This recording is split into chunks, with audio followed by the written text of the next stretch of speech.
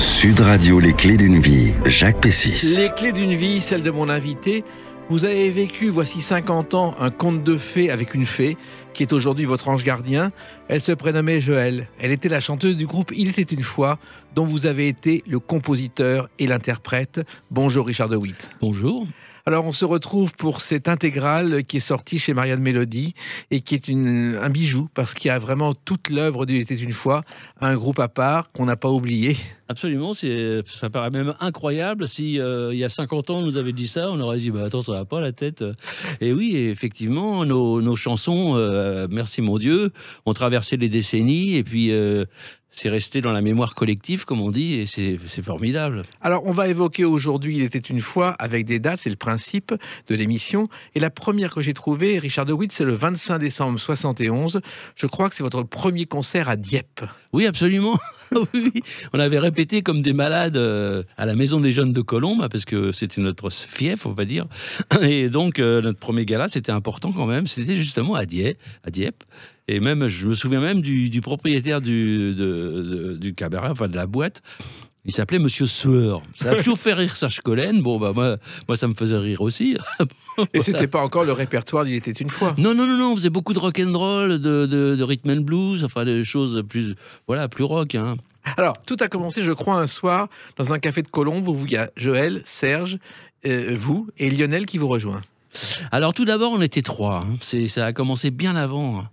Quand Joël est monté vivre avec Serge à Colombes, donc on s'est retrouvés tous les trois, Serge, Joël et moi. On a commencé à essayer de composer des petites chansons. On voulait faire plutôt un groupe qui ressemblait un peu Mamas and Papas, vous voyez ce que je veux dire. Et puis en fin de compte, on s'est rendu compte qu'il manquait une basse, évidemment, qu'il manquait un clavier, évidemment. Donc c'est pour ça qu'on a fait appel par la suite à des copains de Colombes, dont Lionel Gaillardin, qui habitait Colombes, à la guitare, et puis ensuite Jean-Louis Drone au piano, et puis ensuite on a changé souvent de bassiste. Hein. Oui, il y a eu Daniel qui est parti très vite. Il y en a au moins 4 ou 5. Hein. Alors, le style de musique que vous inventez à l'époque, c'est vraiment le contre-courant de la musique qui existe. C'est le pop-rock français. Oui, voilà, c'était même un peu pas très commercial, notre premier album. Hein. Y avait des chansons, évidemment, qui tenaient la route, mais bon, c'était très pop, hein, très... Voilà, c'était pas des tubes, voilà. Et on a enregistré 9 titres, et il en fallait 10.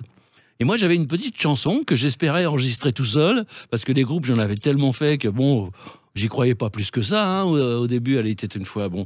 Et donc, j'ai montré ma maquette, ma cassette à Serge. Tout le monde a écouté et on a dit, c'est pas mal comme chanson. Et du coup, le lendemain, en moins d'une journée, Rien qu'un ciel, la première chanson a été enregistrée. On va en parler tout à l'heure. On a bouché un trou, en fin de compte. Exactement. Hein, c'est fou. Hein. Mais c'est fou, mais on va reparler de Rien qu'un ciel tout à l'heure. Mais il y a aussi le début, parce que le groupe, au départ, devait s'appeler la Marabunta. Oui, on a changé de nom plusieurs fois, et dont la Marabunta. Bon, on s'est rendu compte que c'était quand même assez violent, quand même. C'est des fourmis géantes qui dévorent tout sur leur passage. Bon, parce que c'est vrai qu'avant de faire nos chansons, il était une fois, on faisait beaucoup de rock'n'roll, de trucs un petit peu, qui cognaient, et puis bon, voilà, donc ça faisait un petit peu rock.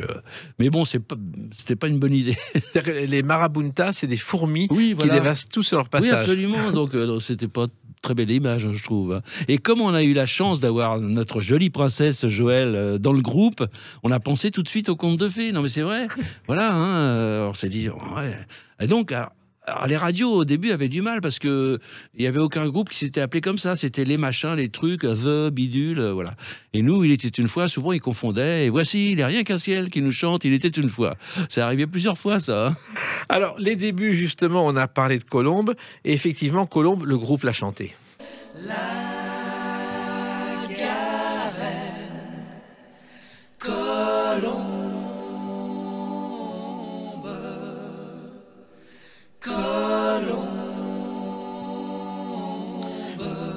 Ça, c'est vraiment des mélodies, des paroles. Ben non, mais la mélodie, c'est pas nous. Hein. C'est un chant traditionnel qui nommait tous les châteaux de la Loire. Hein. Oui.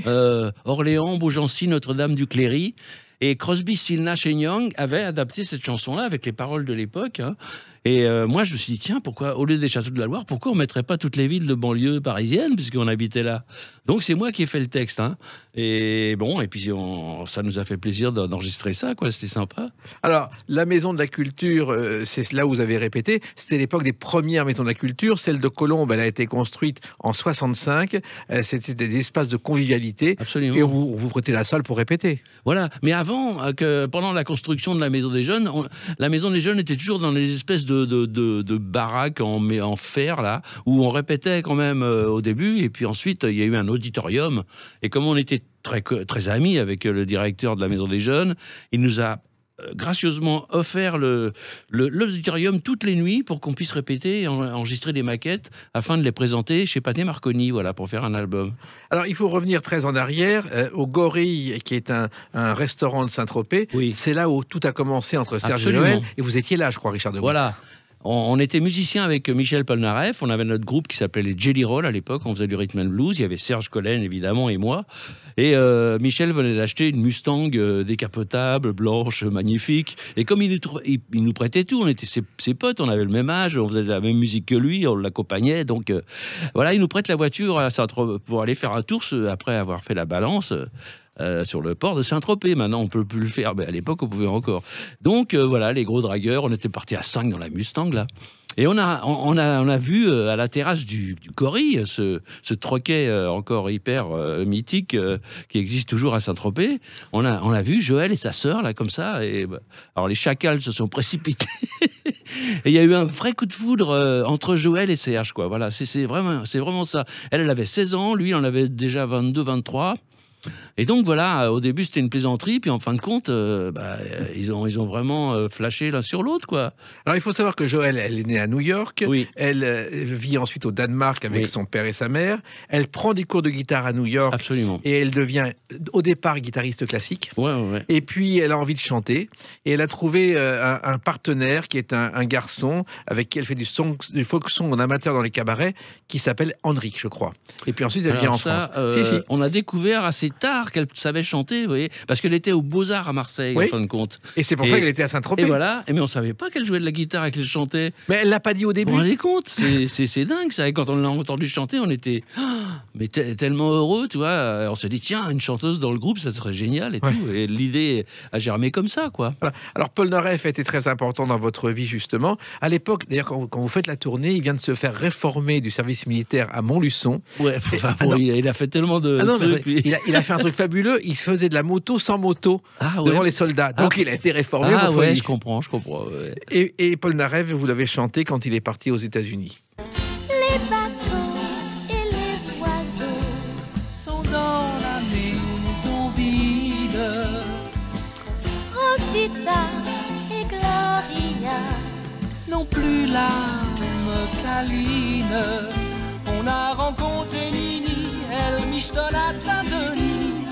Elles iront toutes au paradis. Très belle chanson. Oui, c'est un beau texte de Serge Collen, quoi, déjà, parce que c'est lui, évidemment, à part moi qui en ai écrit un ou deux, Serge faisait tous les textes et il écrivait tellement bien que Polnareff revient quand même.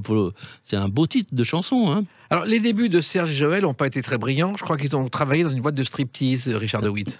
Il y avait moi aussi. Hein, Ah, vous étiez là. Bah oui. À l'époque, on n'avait pas de rond. Enfin voilà, moi je faisais un peu de théâtre amateur.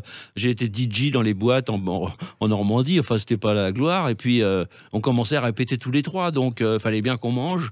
Donc on a trouvé un engagement au Folies Pigalle Oui. où 2 fois par soir. On avait un petit numéro de striptease, mais alors vraiment pas vulgaire. Hein. C'était l'histoire du cinéma. Il était une fois dans l'Oued et tout ça. Pour une dans poignée de l'Ouest, pétards en plus, je crois, ça s'appelait. voilà, donc Joël était bien sûr, elle avait 16 ans, on faisait croire à la police des mœurs qui débarquait tous les jours qu'elle avait 18. Et puis elle avait une coquille sur sa foufoune et sur le bout de ses seins. De toute façon, le nu intégral n'existait pas dans les boîtes de striptease. Hein. Alors, il y a eu un premier disque, Son Carillon, qui n'a pas vraiment marché. Non. Mais pas il y a une trop. chanson qui figure sur cette intégrale qui a failli être à l'Eurovision. C'est Joël qui chante La fille de l'univers. Ah oui, Je suis fille de l'univers. Je veux vivre sans frontières. Mon passeport c'est mes 20 ans et le monde m'attend. Je suis fille de l'univers. J'ai pour Ça, Ça, c'est avant, il était une fois. Ah oui, oui, Richard juste avant. Et ensuite, Serge et Joël ont enregistré un 45 tours, les deux, Son Carrier, Oui. justement. Je crois qu'ils en ont vendu 1 millier. Ouais. Même à la famille, quoi. Ça a même pas couvert les frais, quoi. Mais à l'époque, le groupe est très organisé. Serge est le chef, mais c'est un partage. Oui, enfin, c'est-à-dire que ouais, parce que c'était un décideur, hein, et puis on lui faisait confiance, et voilà, quoi.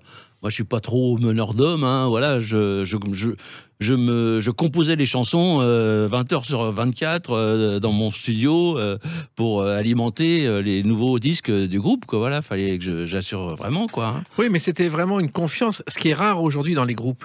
Ah oui, oui, mais on était une grosse bande de chouettes copains, quoi. Et comme Joël, c'était comme un garçon, quoi, comme la chanson de Sylvie Vartan. Ouais. Là. Mais c'est vrai, quoi. On pouvait tout lui dire, tout dire devant elle, tout raconter. Voilà, elle était ouverte à tout. Elle avait de l'humour. C'était une fille incroyable, quoi.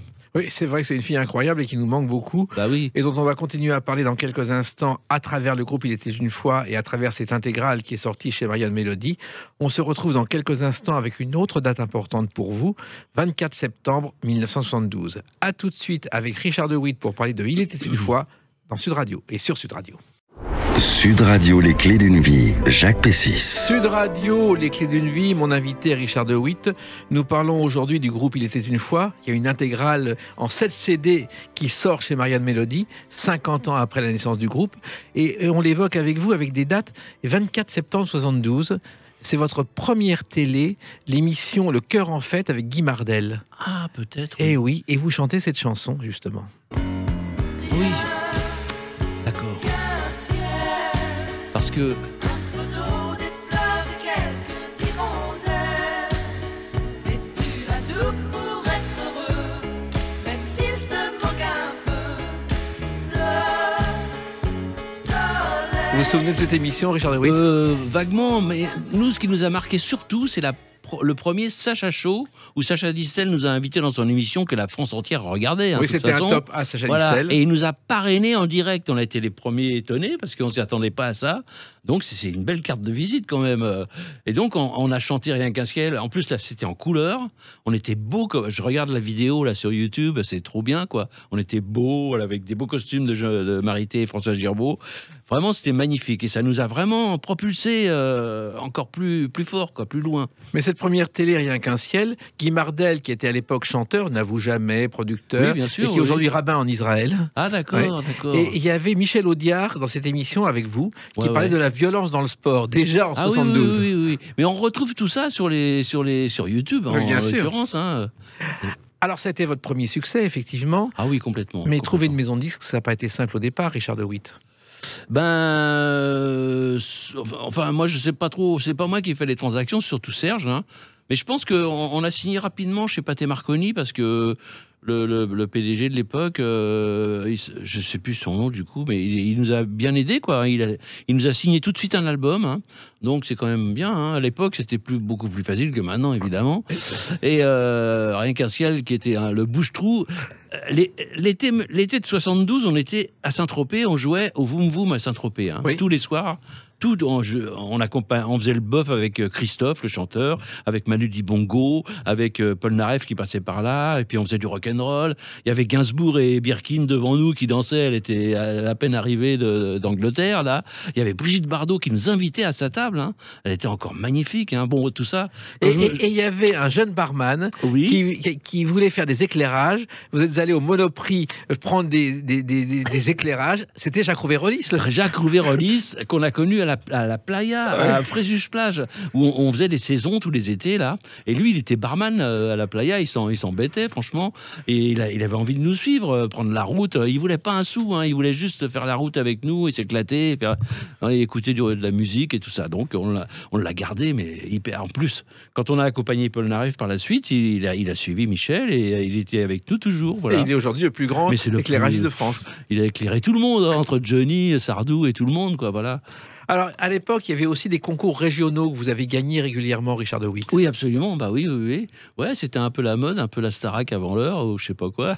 Et on gagnait surtout souvent le tremplin du golf d'Ouro, hein, Oui. parce qu'on était un peu les chouchous d'Henri Leproux, oui. hein, qui nous a quittés il y a pas très longtemps. Voilà. Donc, voilà, comme avec Daniel Gibert, ensuite, on faisait midi première carrément tous les 15 jours, tellement il nous aimait, quoi. C'était pareil. Ah, mais tout le monde vous aimait, et c'est vrai que c'était de la joie de vivre. D'ailleurs, juste après le premier succès de Rien qu'un ciel, vous êtes immédiatement, Richard de Witt, propulsé à l'Olympia en première partie. Oui, voilà. Moi, on m'a déjà propulsé compositeur attitré parce que ça avait marché une fois, Ouais, pourquoi ouais. pas deux. Donc, j'ai bossé comme un malade pour composer les filles mercredi, puis ensuite. Et on a fait le premier Olympia, justement, avec. On était en vedette anglaise, avec 3 chansons ou 4. Il y avait Jean Musy et son orchestre derrière nous, c'était fabuleux. C'est devenu notre arrangeur attitré par la suite. Stone et Chardin et Salvatore Adamo. Voilà, c'était un beau spectacle avec une vedette anglaise, américaine et la grande vedette. Et une tradition de costume avec laquelle vous avez renoué, Oui. qui est très particulière, Richard de Oui, Witt. c'est-à-dire qu'on connaissait François Girbeau, qui est Marité et François Girbeau, qui sont les grands couturiers connus dans le monde entier, voilà. Que vous avez lancé. Oui, c'était nos amis surtout, donc c'est eux qui nous ont dessiné nos premiers costumes. Joël les a beaucoup aidés parce qu'elle dessinait beaucoup et elle avait des idées vraiment sur la mode. Elle était toujours en avance d'une mode, de toute façon. Donc c'est vrai qu'on a eu des super costumes. Voilà, de prince charmant, de princesse, de tout ce que tu veux. Mais surtout, c'était des costumes qui étaient les mêmes avec des couleurs différentes. Oui, absolument. Ouais, il y avait rouge, bleu, vert. Alors que dans le show business, le vert, en principe, ça porte malheur. Ouais, mais c'est bon, une légende, ça. Moi, j'avais un jaune, toujours. Et voilà, quoi, c'était vachement beau. Et Joël, plus souvent en noir. Hein, ça lui allait très, très bien. Et puis, c'était la tradition, la mode des pattes d'éléphant à l'époque. Bah, bien sûr, tout le monde portait ça. Hein. D'ailleurs- Et des semelles compensées, alors je vous raconte même pas. Et d'ailleurs, Moi, je faisais 1m80 avec ça. Et je me suis renseigné sur les origines des pantalons à pattes d'éléphant. Ça vient du début du 19e siècle. C'est un pantalon très large, se terminant par une cloche, qui a commencé à être porté par les marins de Les l'US marins. Navy, parce Absolument. qu'en cas de naufrage, ça les protégeait, Ah, ça leur d'accord. empêchait de couler. Et ben voilà autre chose.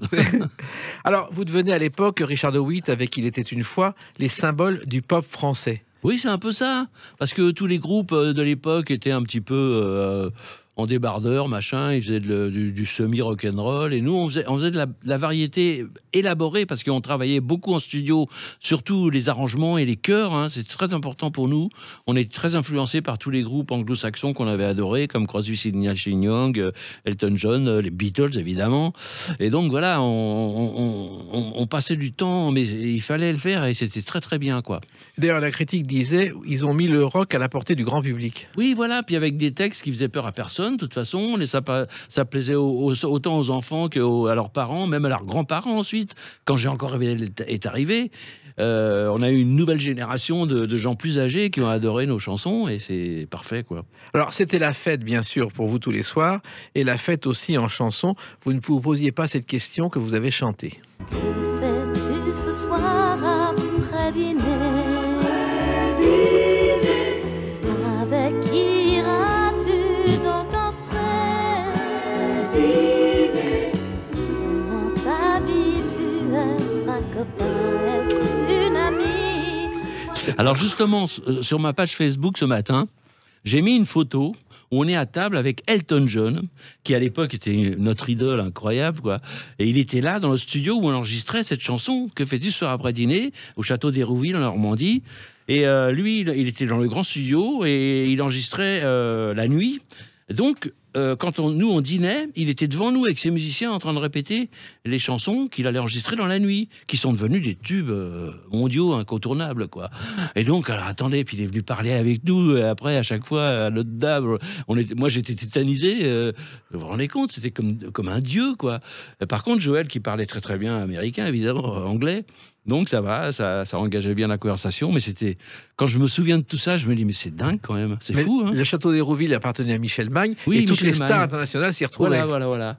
Voilà. Et vous en avez croisé beaucoup d'autres. Oh il y a eu là, Elton mais John. oui, bah après, au studio Pathé Marconi, on est devenus copains, entre guillemets, avec les Stones, hein, puisque Mick Jagger et Joël ont sympathisé tout de suite, puisqu'elle parlait très, très bien anglais, évidemment. Et puis, ils nous ont fait rentrer dans le studio, dans la cabine. Voilà, on pouvait avoir accès à leur dîner campagnard gratuit, là, parce que le magnéto tournait tout le temps, toute la nuit, tout le temps, et ils faisaient le bœuf sans arrêt. Donc, c'était extraordinaire. Et puis, il y a une nuit du cinéma où vous recevez le Triomphe Révélation Chanson à Marigny. Ah oui, je me souviens de ça. On a eu pas mal de prix quand même, hein, c'est vrai. Hein. J'avoue que j'ai conservé tout ça à la maison. Hein. Oui. Je pourrais faire un musée, peut-être. Je pense. Et à cette époque, la chanson que vous fredonniez et que tout le monde fredonnait, c'était celle-ci. C'était la dernière, il volait dans le terre, il jouait tous les soirs au Freestyle Star. C'était l'année dernière. C'était vraiment des chansons d'une époque, hein. Mais Une oui, époque de joie. mais ça, les gens adoraient ça, quoi. Ça faisait du bien. Ça agressait personne, bien au contraire.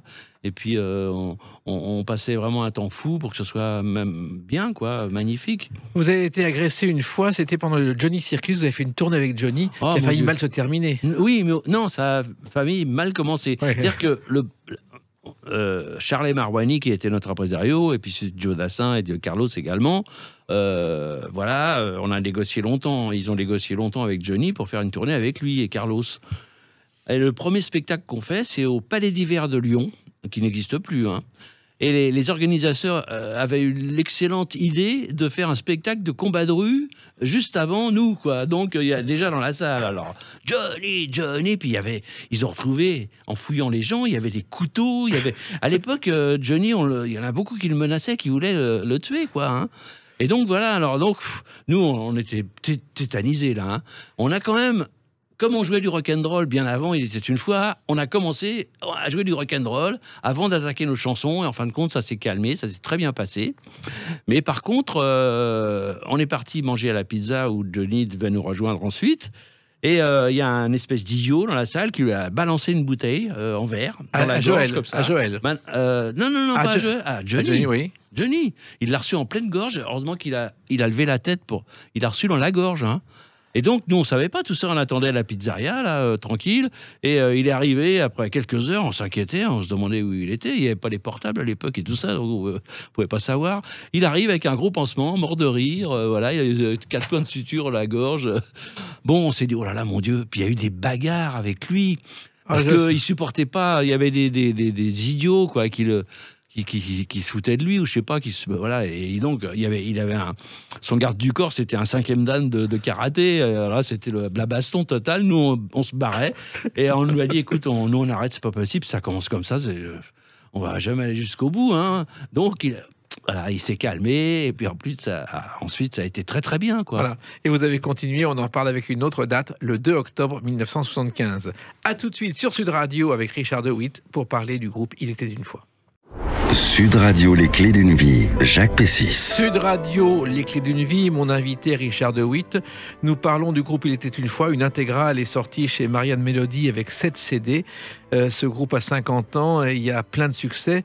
Et le 2 octobre 75, vous êtes pour la première fois numéro 1 au hit parade, j'ai vérifié, avec cette chanson. Si je pouvais me Évidemment. réveiller Alors. assis et compter, si je savais où la trouver, donnez-moi. Alors là Il y a- aussi, il y a de l'émotion dans vos yeux et dans les oui, miens, non, d'ailleurs. bien sûr, c'était magnifique cette chanson, mais nous, on pensait pas que c'était un tube, hein. On l'a enregistré, voilà, puis la maison de disques a commencé à faire la promo sur un autre titre. Oui. Parce que pour eux non plus, il n'y avait pas de refrain, soi-disant. Joël chantait pas assez, et puis il y avait surtout cette phrase horrible. Et les draps s'en souviennent, au secours. On va être interdit d'antenne sur RTL, quoi, ce genre. Non, mais c'est vrai, hein. Et donc, Serge, il a tenu bon, il n'a pas voulu qu'on enlève cette phrase, et il a bien eu raison. Et puis, en fin de compte, cette chanson... ça a explosé, quoi. On était numéro 1 ex aequo avec Joe Dassin, l'été indien, Ouais. et j'ai encore rêvé d'elle. C'était dingue, quoi. Alors, Dingue. Il faut savoir qu'au départ, il y a une mélodie que vous avez fait en 30 minutes, Richard de Witt. Oui, voilà. L'habitude, je passais un temps fou sur mes maquettes. J'avais du matériel assez conséquent chez moi. Et donc, avec des violons, des cordes, des cuivres, des chœurs, des machins.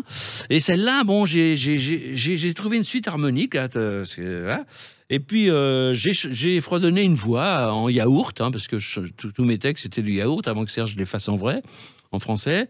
Et puis, j'ai mis une basse. Et la voix de Joël, j'ai fait un petit synthé qui faisait... Voilà, bon.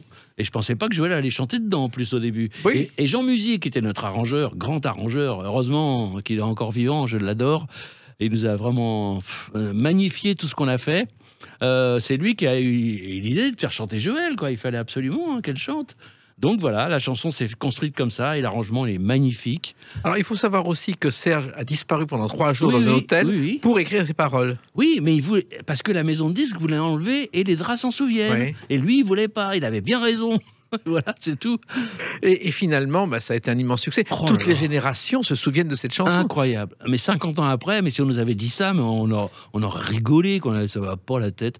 Eh ben si, figurez-vous qu'il y a même des mômes de 13, 15 ans qui connaissent J'ai encore rêvé d'elle, au moins celle-là, quoi. Bien sûr. Et C'est fou. il y a beaucoup de couples qui se sont mariés sur cette chanson. Exactement, il y a eu beaucoup d'enfants qui ont été faits sur notre chanson, les gens nous l'avouent, hein, franchement, c'est génial, quoi. Je trouve ça fabuleux.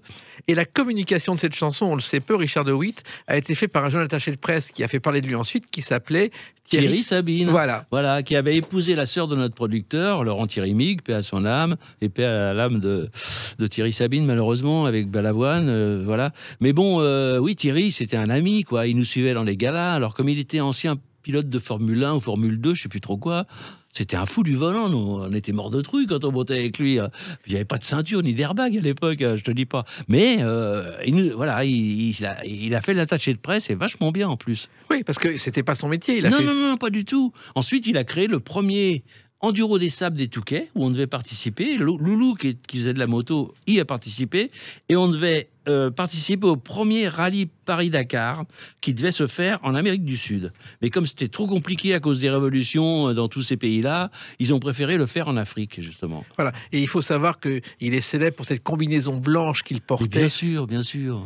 On a fait des photos au circuit Paul Ricard dans les Formule 2. Là. On a même fait des tours avec lui. C'était formidable. Oui, car vous avez fait aussi de l'automobile. Oui, on a fait de la voiture, du parachutisme, du ski, on a tout fait. Surtout Joël, hein, qui était une grande sportive. Elle n'hésitait pas. Voilà, nous, on avait la trouille, mais bon. Alors, il faut savoir que Joël, dès qu'il y avait une performance de garçon à faire, Absolument. elle la faisait. Voilà. Par exemple, il y a eu les Olympiades d'Europe 1 à Marrakech la première année, où il y avait vraiment tout le show business de Johnny à Sardou, en passant par là, Serge Lama, Enrico Macias, tout le monde. Et nous, bien sûr. Et donc, il y a eu des concours, comme voilà. Et elle a gagné le premier concours de tir à l'arc, hein, voilà, première. Devant Johnny en plus, donc c'était génial. Je vais pas être content, Johnny. Non, il l'aimait bien, attendez. Et elle a fait aussi un saut en parachute, je crois, Joël. Oui, bien sûr. Il y a des photos sur Salut les copains, j'ai tout gardé, moi. J'ai des pressbooks incroyables chez moi, franchement. C'était quoi ce saut en parachute? Elle avait envie, personne voulait le faire. Non, elle voulait, j'ai encore jamais fait. Et puis il y a un moniteur qui l'accompagnait à côté, hein, voilà, elle avait toute seule avec son parachute. Hein. Alors, à cette époque-là, il y a aussi des émissions des Carpentiers. Vous les faites souvent avec des numéros exceptionnels, avec Macias, avec Dassin. C'était magnifique. On faisait des duos avec Enrico Macias, avec Sacha Distel, avec plein d'autres. Il y en a eu plein, quoi. C'était magnifique. C'était la fête. Ah, mais complètement.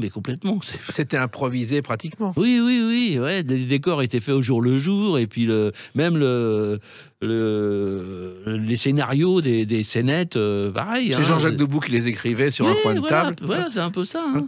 Et il y a des extraits d'ailleurs dans ce coffret d'intégrale de chez Marianne Mélodie. Et puis il y a une chanson aussi qui est très célèbre.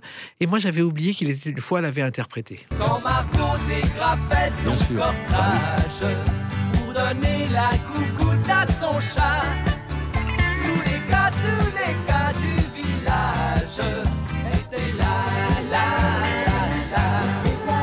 Et Marco, qui était simple et très sage, présumait Ça va, vous avez chanté Brassens? Ben oui, parce que c'était quand même notre époque. Ouais. On adorait Brassens, hein, personnellement, et même Serge, tout le monde. Hein. Voilà, moi j'ai été bercé là-dedans par mon grand frère. Donc oui, ça nous a fait plaisir de faire une nouvelle version, quoi. Et puis, les tournées, c'était quand même impressionnant. Je crois qu'il y avait 4 tonnes de matériel, 2 camions. Oui, bah obligé, hein, parce que le matériel, il en fallait de plus en plus. Hein. Donc, on avait 2 camions Mercedes, 2 voitures, évidemment, et puis l'habilleuse de Joël, Annie Lartaud, et puis 4 Rhodes ou 5 des fois. Enfin, voilà, il fallait des gens, quoi. C'est normal. Hein. Ah oui, mais c'était... Mais maintenant, c'est des 15 semi-remorques. Alors bon, nous, c'était que dalle à l'époque. Hein. Mais il y avait des tournées avec Julien Clerc, avec On a- Daniel voilà. Guichard, vous avez tout On fait. on a tourné, première tournée avec Julien Clerc et Carlos, c'était magnifique, des petits théâtres l'hiver comme ça. Puis ensuite, on a tourné évidemment avec Johnny, avec Joe Dassin, énormément. On a fait même l'Olympia en co-vedette hein, pendant 3 semaines, matinée, soirée. C'était blindé de chez blindé. Hein. Allez faire ça maintenant. Non, mais- Vous vous Et même rendez les compte tournées, c'était beaucoup plus simple. Mais oui, on faisait les arènes de Fréjus, les arènes de Béziers, les trucs. C'était, il n'y avait pas de Zénith encore à l'époque, mais c'était Ouais. pareil, quoi. Hein, Et vous mesuriez ce que vous viviez ou... Mais on savourait parce que on n'avait jamais espéré en arriver à un tel niveau, quoi. Voilà, on est parti de rien. On était un petit groupe, on s'est dit bon, on va faire un album, ça nous fera une carte de visite pour travailler plus dans les clubs et tout ça. En fin de compte, ça a été du succès. Alors, fallait pas que ça s'arrête. Hein. Alors, il y avait aussi l'étranger. Je crois qu'il y a eu le Canada, l'Allemagne, Richard de Witt, l'Angleterre, l'Espagne, la Turquie. Et au Japon, je crois que le groupe s'est retrouvé baptisé Joël et son orchestre. Oui, parce que il était une fois, il paraît que c'est intradivisible en japonais. Alors donc, ils ont appelé ça Joel Band. Oui. Hein, bon, voilà, mais c'est parfait, hein, on était là. Hein. Et les chansons à l'étranger, il y en a eu aussi. Oui. On en trouve dans cette compilation, dans Oui, cette oui. intégrale. Il y a celle-ci, par exemple. Ah oui, Clowns. Playing at being in love.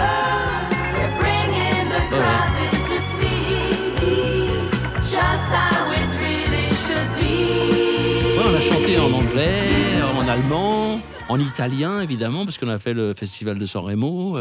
Et puis, voilà, puis là, dans diverses langues.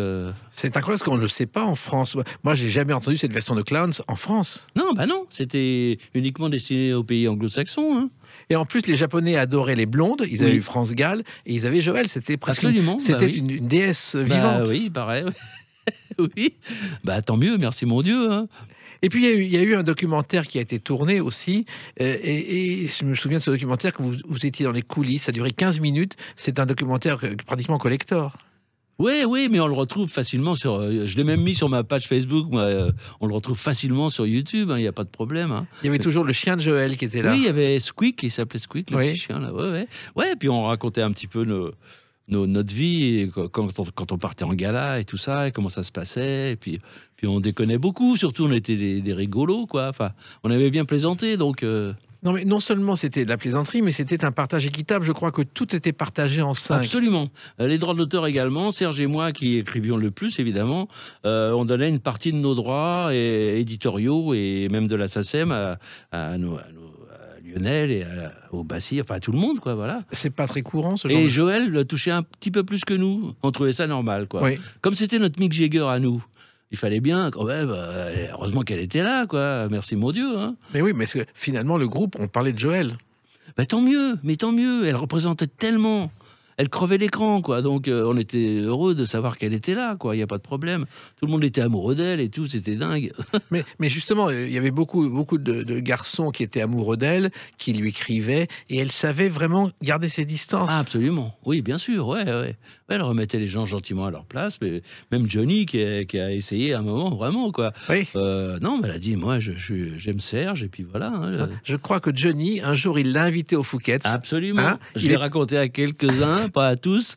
Et il lui a fait une vraie déclaration d'amour, quoi, carrément. Il était en costume cravate. Ah, voilà, en costume cravate, un costume en lin blanc cassé, avec un chapeau en plus. Elle nous a tout raconté. Et il a carrément pleuré. Il a dit, je vais quitter Sylvie, je suis amoureux de toi. Elle nous a tout raconté. Mais elle était gênée parce que elle pouvait pas l'envoyer balader, quoi. Mais il était vraiment amoureux, hein, parce qu'après la tournée qu'on avait fait avec lui pendant 1 mois et demi, donc il avait craqué sur elle. Oui, et d'ailleurs, il l'avait invité à dîner sous prétexte Oui. d'une chanson, Ouais, enfin, et puis absolument. paf, Eh ben ouais, eh ben ouais, eh ben ouais. et ça n'a pas marché. Ça, peu de gens le savent, hein. Non, Maintenant non. ils le savent. Ouais. Nous, on le savait. Ouais. Et puis, il y a eu un film peu connu où il y a cette chanson. Stop running around and put your feet on the ground. In the air without a word, yeah. You know you really bring me down. No, you're not sure where you are. Ça s'appelle La rage au point. La rage au point, c'est un film de Eric Leung. Et ça parlait des jeunes de banlieue, voilà, qui rêvent de partir en Camargue pour ils ont eu des rêves de liberté, quoi, tout ça. Alors bon, ça, quand on regarde ça maintenant, ça paraît un petit peu démodé, hein, mais quand même, voilà, pour l'époque, les banlieues, c'était un peu ça, quoi. Oui, mais justement, les banlieues n'étaient pas ce qu'elles sont aujourd'hui. Bah non, voilà. Il y avait une vie beaucoup plus heureuse. On en a parlé Oui, avec... oui, bien sûr que oui, oui, oui. Et ce film, vous étiez arrivé pour faire la musique. Eh ben oui, absolument. Il y a eu Dominique Perrier qui a écrit pas mal de mélodies, moi aussi, et puis on a chanté surtout tous les titres. Hein. Et voilà. Hein. Et ce film, d'ailleurs, il y a eu quelques problèmes parce que les scènes de violence, qui Ouais. n'étaient pourtant rien à côté Bah d'aujourd'hui, oui, bah oui. et la vision de banlieue de l'époque, Ouais. bah, ça a créé un problème de censure. Oui, absolument. Oui, malheureusement, hein, c'est voilà, c'était comme ça que je voulais. Et à l'époque. oui, à l'époque, le film n'est pas sorti. Il a fallu 2 ans pour obtenir un visa. Et je crois qu'il a fallu des mois pour que ce soit interdit au moins de 18 ans. C'est dingue, alors qu'il n'y avait rien de violent ni d'érotique là-dedans. Enfin, je veux dire, c'était n'importe quoi. Hein. Oui. Moi, je l'ai regardé encore il n'y a pas très très longtemps. Là. Bon, Et il y a un 33 tours qui est collector. Je dois être l'un des rares à l'avoir. oui, voilà. Avec ses chansons. Oui, oui, bien sûr. Et malheureusement, ça n'a pas fait un succès, ce film. Ça aurait pu, franchement. Oui, mais des succès, il y en a eu d'autres. On en parle à travers une autre date, le 21 janvier 2022. A tout de suite sur Sud Radio avec Richard de Witt pour parler du groupe Il était une fois. Sud Radio, les clés d'une vie. Jacques Pessis. Sud Radio, les clés d'une vie, celle de mon invité Richard de Witt. Nous parlons donc aujourd'hui du groupe Il était une fois, dont vous avez été compositeur, l'un des interprètes, et le 21 janvier 2022, sorti de l'intégrale chez Marianne Mélodie, 7 CD réunissant des titres qui sont nés parfois voici 50 ans. C'est absolument hallucinant. Ah oui, complètement. Oui, il y a vraiment la totale d'Il était une fois, plus des inédits, des trucs incroyables que même moi j'avais complètement oubliés. Hein. Et donc, ceux qui ont trouvé toutes ces pépites là chez Warner, qui s'appelait avant Pathé Marconi, c'est un boulot de dingue, quoi. Mathieu Moulin a cherché pendant des mois à tout trouver. Mathieu Moulin, voilà, je le félicite encore une fois parce qu'il a bossé comme un fou pendant plus d'1 an avec le staff de Warner, la maison de disques. Et donc voilà, ils ont retrouvé des trucs incroyables, quoi, des partitions, des bandes qu'on croyait à jamais oublier. Enfin bon. Est-ce que vous vous rendez compte que vous avez fait autant de choses, Richard Mais de c'est Witt, en fou. quelques années? 166 chansons, il y a tout, Il était une fois évidemment, mais il y a quand même tout Joël, c'est-à-dire son album et 2 singles hein, qu'elle a fait avant de disparaître. Il y a 2 albums de Serge Collen, moi une grande partie de ce que j'ai fait tout seul à partir des années 80 jusqu'à maintenant. Hein. Et donc, mais quand même, Il était une fois, il y a eu beaucoup de chansons. Hein. Alors, Jean-Louis et Lionel sont silencieux.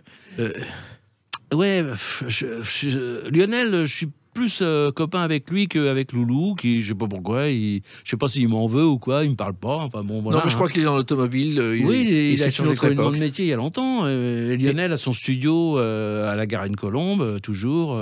Et il continue à Et travailler. il continue à faire des enregistrements. Ouais. Et si on compte au départ, vous étiez 5, c'est ça? Oui, oui. Et on peut compter ça sur ses doigts. Compte sur tes doigts, compte tes amis, 1, 2, 3. Tape dans tes mains et tu verras, ils seront là tout autour de toi. Encore une des premières chansons d'amitié. Oui, c'est vrai, c'est vrai. Alors, nous, on changeait les titres sur scène entre nous pour rigoler. Alors, compte sur tes doigts, ça devenait compte sur le suédois. Ouais. Rien qu'un ciel, c'était rien qu'un steak. Qu'est-ce qu'il y avait Personne ne s'en rendait compte. Viens faire un tour sous l'ampli et Oui. pas sous la pluie. Donc voilà, ça nous faisait rire entre nous, hein, personne ne le savait. Alors, ce qui est fascinant aujourd'hui, quand on est sur Facebook, c'est le nombre de personnes pour qui Joël est mythique. C'est incroyable, incroyable. Qui viennent sur sa tombe au cimetière du Montparnasse. Bon, et voilà, moi, c'est. je suis heureux pour elle, quoi. Je sais pas où elle est, mais enfin, en tout cas, moi, je la sens avec moi. Hein. Je lui parle tous les jours, hein, Joël, quoi qu'il arrive. Hein. Vous la considérez comme votre ange gardien? Oui, complètement, complètement. Ça peut paraître complètement dingue. Non. Mais moi, je sais qu'elle elle me protège quelque part. Et j'ai fait 2 fois la tournée à Astendre. Hein. En 2008, on était 14 artistes, c'était énorme. Mais à chaque fois, avant de monter sur scène, quand j'étais sur le bord de la scène, en attendant mon tour, mort de trac, je lui parlais à Joël, je lui demandais, t'es là avec moi, hein. Il faut, je la sentais, quoi. Pour chanter, j'ai encore rêvé d'elle, même s'il y avait une choriste qui faisait sa voix. Elle était là. Hein. Je sais pas comment l'expliquer, mais elle était là. Oui, mais vous n'êtes pas le seul. Beaucoup de gens Et en pensent qu'elle est 2008, avec vous. rebelote, hein, quand j'ai fait la tournée qu'avait racheté de Chavannes, là, avec Nicoletta, Dave, Sheila, tout ça, c'était une belle tournée aussi, celle-là. Alors, ce qui est pareil. ce qui est étonnant avec Joël, c'est la précision à l'américaine qu'elle avait. Mais oui, voilà. Elle mettait un soin particulier pour tout ce qu'elle faisait. Elle étudiait vraiment. Elle était. Ouais, je sais pas comment vous expliquer. Elle était très très professionnelle, quoi. Vraiment, vraiment. Ouais, c'était l'école américaine qu'elle Oui, avait oui, observée dans vraiment, ses jeunes ouais, années. Il y avait aucune imperfection chez elle à tous les niveaux, quoi. Et puis elle crevait l'écran, quoi. Elle séduisait les gens incroyablement. C'était une merveille, cette fille. Quand on voit les journaux pour jeunes de l'époque ou les magazines féminins, elle est partout avec les photos de mode. Oui, parce qu'elle était toujours en avance d'une mode, hein, je vous le disais tout à l'heure, mais c'est vrai. Et puis, ses fans, filles, s'identifiaient à elle, elle se coiffait comme elle, elle donnait des conseils de beauté dans Mademoiselle Ashton, ou Salut les copains, ou Podium.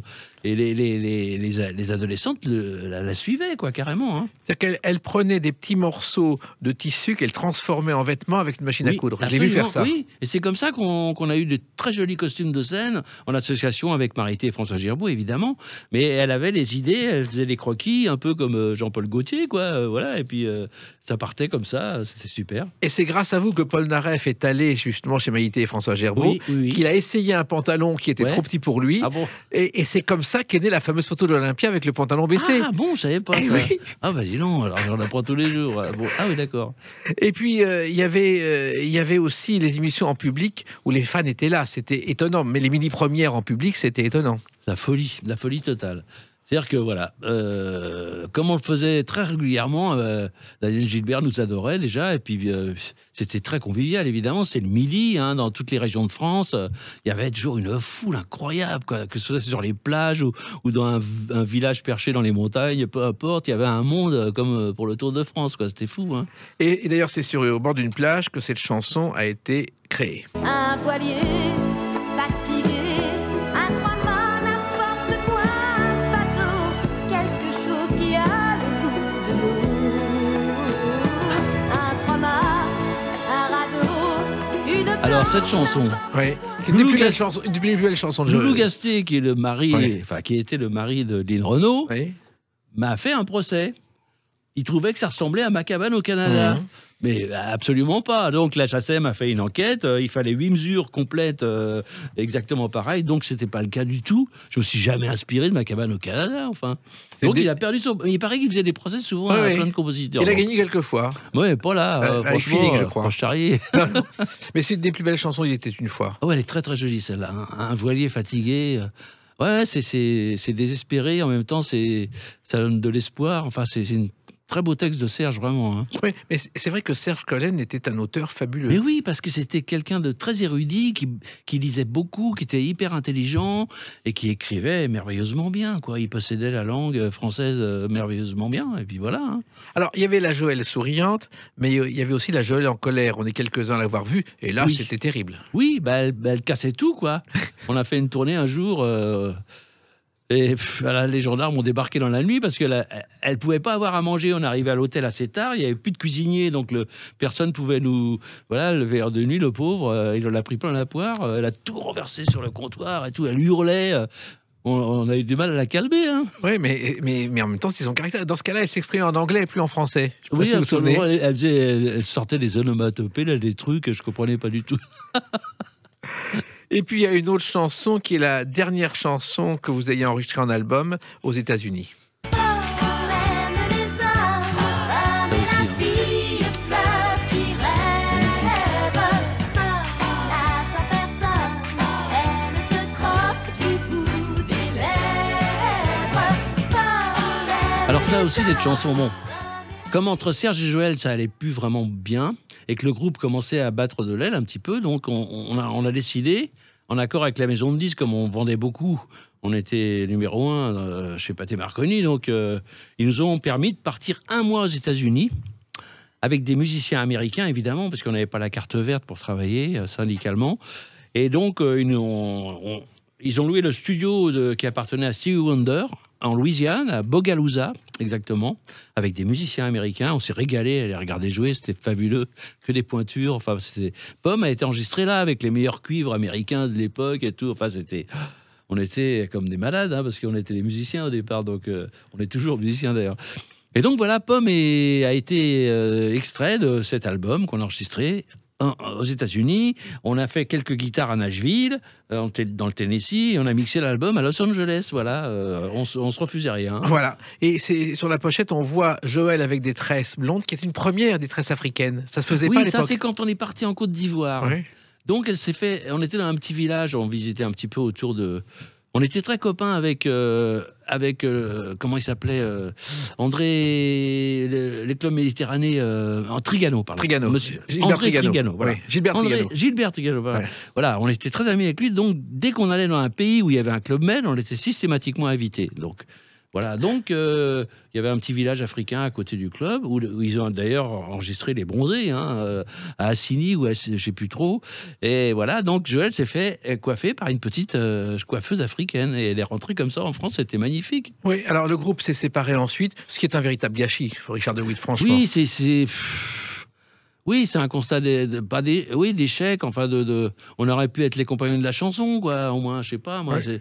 on aurait pu faire une Non, mais carrière. il y avait bien des plus engueulades permanentes entre Serge et Joël, et ça n'a pas tenu. Non, ça n'a pas tenu parce que ça allait trop mal entre eux et nous, ça nous minait le moral. Et puis, on n'avait plus la foi.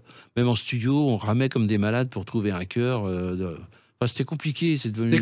On avait tous envie de faire une année ou deux sabbatique, faire un truc chacun de notre côté, et évidemment se remettre ensemble après. Voilà. Malheureusement. Entre-temps, Joël nous a quittés. Alors voilà. Alors, il faut quand même le dire. Nous, enfin, on est quelques-uns à savoir qu'elle n'a jamais été droguée. C'était une sportive qui avait une vie saine et pas autrement. Absolument. Non. J'avoue qu'elle à cause de Joe Dassin, malheureusement, qui est mort de ça, elle prenait un petit peu de cocaïne, hein, de temps en temps, mais elle n'est pas morte de ça du tout. Il y a eu une autopsie après son décès où il n'y avait aucune trace de drogue. Ils ont découvert une malformation cardiaque, par contre, que tout le monde ignorait. Et donc, ça n'a pas aidé pour sa survie. Quoi, à l'époque, on ne le savait pas, ça n'existait pas, on ne les découvrait pas. Aujourd'hui, on l'aurait découvert. Oui, peut-être, oui, certainement. Oui. Ouais. Alors, vous avez fait carrière séparée et dans ce coffret, dans cette intégrale, il y a une chanson avec Serge Collen. Merci, 1000 fois merci, mon premier amour de toute ma vie. Merci, 1000 fois merci, depuis je n'ai jamais rien compris. Serge qui a vécu à Chalopin, dans leur maison qu'ils avaient ensemble. Oui, mais enfin, bon, vous savez, le pauvre, paix à son âme, mais... Vivre avec un alcoolique, il était rarement à jeun. Enfin, c'était compliqué. Il devenait quelqu'un d'autre. Il était violent, hargneux, teigneux, enfin méchant. Et la pauvre Joël, elle supportait tout ça. Je sais pas comment. Je sais, mais c'était insupportable. Et puis sur cet album, il y a aussi une chanson qui s'appelle I Love You Forever. Et c'est Richard de Witt. I love you forever, c'est le mot qu'il préfère. Amour, c'est un peu comme son cri de guerre. Vous avez fait un album d'ailleurs. Oui, mais enfin j'ai fait plusieurs albums. Chez Pathé Marconi, j'ai fait 2 albums, il me semble, et une bonne 8 ou 10 singles qui n'ont jamais vraiment marché, sauf une chanson que j'ai fait avec Barbelivien en 81, où j'ai été numéro 1 au Québec et en France, avec Elle aimait le Sud. Oui. Qui évoque un petit peu la mémoire de Joël. Elle aimait le Sud, les oiseaux et la solitude. Elle avait quelque chose, nom de Dieu, qui fait qu'un jour on tombe amoureux. Donc c'était un très très beau texte de Dizier. Voilà, là j'ai fait un disque d'or avec ça. J'ai fait un autre disque d'or avec une série pour les enfants qui s'appelait Spectroman. Ouais. Spectroman. Ouais, mais bon, c'était alimentaire, on va dire. Mais ça a quand même fait un disque d'or. Et il y a cet album Très en vie qui est toujours disponible. Oui, là qui vient de sortir, mais chez un petit distributeur. Donc c'est ni chez Leclerc, ni chez Carrefour, ni voilà. Mais enfin bon. elles ont le mérite d'être matérialisées, alors qu'elles étaient sur des plateformes avant. Et tout ça, là, on peut toucher le CD. Il y a une belle pochette avec des commentaires, des textes, tout ça. C'est bien. Voilà. Et puis Joël a continué à chanter toute seule. Oui. Et l'une des chansons qui est d'ailleurs comme toutes les autres dans ce coffret, c'est celle-ci. Tu sonnes, y'a personne, j'ose plus respirer. Je frissonne comme une conne, je t'aimais bien, tu sais. Et ça n'a pas marché toute seule, Joël. Non, difficile parce qu'elle s'est pas très bien entourée en fin de compte, je trouve. Malgré Oui. Claude Lemel, malgré Pierre Billon, voilà, les gens, elle avait changé de look, elle s'était coupé les cheveux, tout ça, bon. Et le public était un peu désappointé, quoi, voilà. Et elle avait d'autres projets, je ne sais pas si vous le savez. Elle avait commencé, et je le sais, à écrire un film qui serait appelé Une fée nommée Mélodie. Ah, peut-être. Oui, oui. et elle voulait faire du cinéma à l'époque. Ah, mais elle aurait très bien pu réussir. Elle aurait Franchement, hein, elle avait tous les talents, cette fille. Franchement, bon, voilà, dommage, quoi, qu'elle parte à 29 ans, c'est terrible. c'est terrible, Ouais, mais il nous reste ses chansons, fort Bien heureusement. sûr. Puis sa mémoire, hein, moi, elle est avec moi tout le temps. Elle est dans mon cœur, dans ma tête. C'était pas ma fiancée, mais c'est plus que ça, enfin. C'est plus que ça pour nous tous, Mais d'ailleurs. oui, bien sûr. Et puis, vous la retrouvez dans cette intégrale de Marianne Mélodie, que je recommande à celles qui nous écoutent, qu'ils connaissent ou non, il était une fois, C'est vrai. parce que vrai. c'est vraiment toute une époque de Ah, faut joie. écouter ça. Hein. Non, on ne manquera Ça vaut pas. son pesant de moutarde, comme on dit. Merci Richard De Witt. Merci à vous. Hein. Les clés d'une vie, c'est terminé pour aujourd'hui. On se retrouve bientôt. Restez fidèles à l'écoute de Sud Radio.